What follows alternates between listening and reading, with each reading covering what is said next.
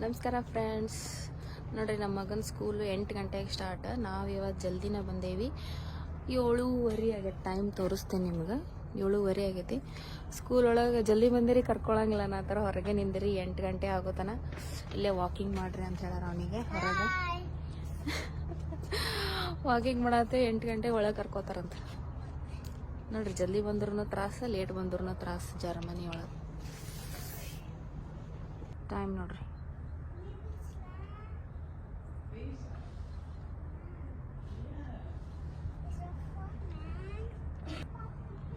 ಯಾರೂ ಬಂದಿಲ್ಲ. ಎಲ್ಲ ಕ್ಲೀನ್ ಮಾಡತ್ತಾರ ಅವರೆಲ್ಲ. ವಿಂಡೋಸ್ ಎಲ್ಲ ಓಪನ್ ಮಾಡಿ ವೆಂಟಿಲೇಷನ್ ಮಾಡತ್ತಾರ. ಯಾಕಂದ್ರೆ ಭಾಳ ಕೋಲ್ಡ್ ಐತೆ ಹೊರಗೆ.